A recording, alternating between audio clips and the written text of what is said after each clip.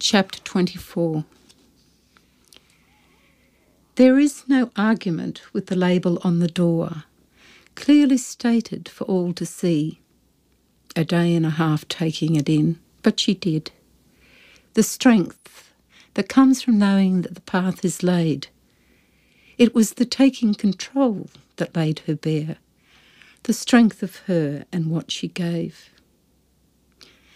We were waiting for the final scans that had been taken on Jimmy's last visit to Sydney, taken as I had fretted in the rain. But my mantra was still upon my lips, that we would have a time frame, know at last how each organ would impact upon the time in which to act.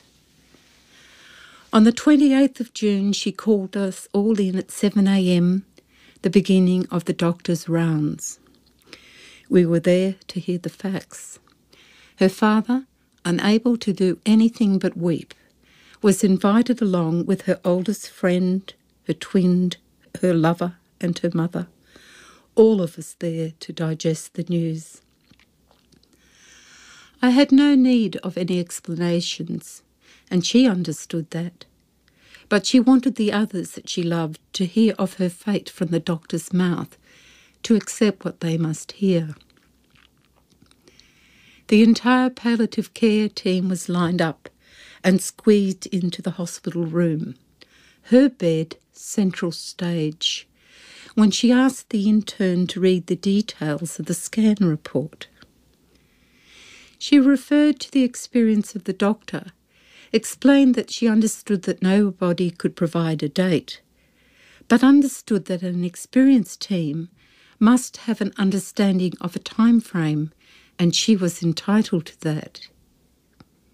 She was magnificent as that nervous intern read that report, as he mentioned each area, discovered, uncovered, and revealed on a page of paper, recorded, undeniable.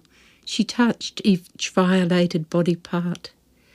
The cancer now in her stomach, her liver, and creeping up into her lungs, holding the attention of all who attended, except for Jimmy, who was mysteriously engaged in a telephone conversation.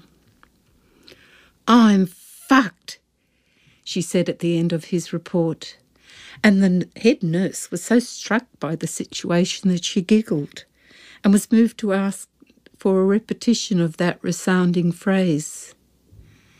The rest of the team remained locked into their view of their roles.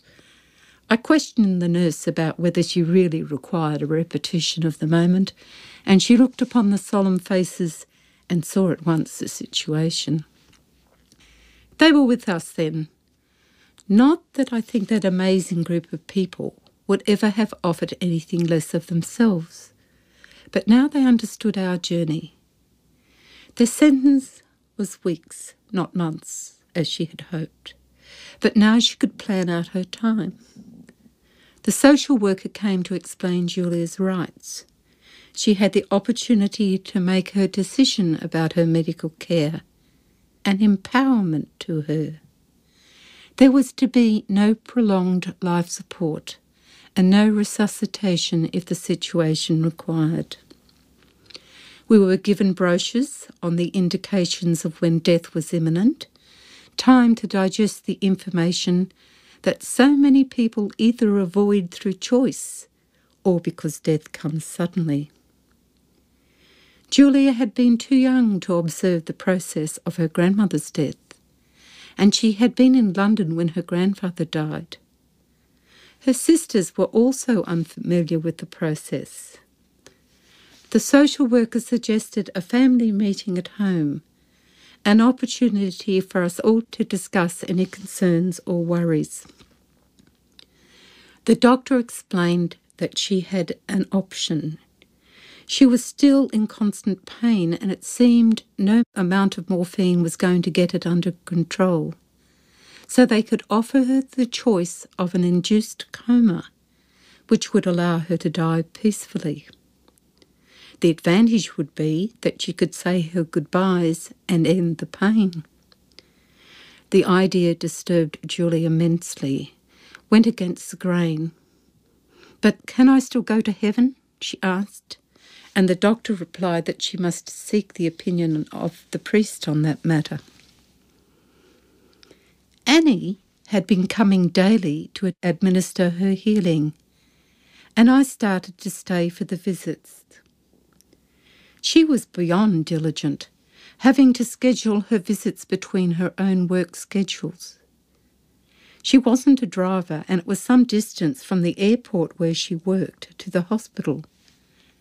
But Annie insisted on getting herself to Julia's bedside independently, intent on her healing. Her presence brought an immediate sense of calm into the room. A gentlewoman, she would sit about healing, remaining often in the most uncomfortable of positions, absorbed in prayer, having administered the ritual of healing. She believed that it was possible to cure the cancer and was determined to prove her point. Julia, without realising it, had learned to meditate, to remove herself from her situation, and she would easily fall into the deep sleep she so desperately needed. I prayed also, but my prayer was that Julia would have the strength to face her own death.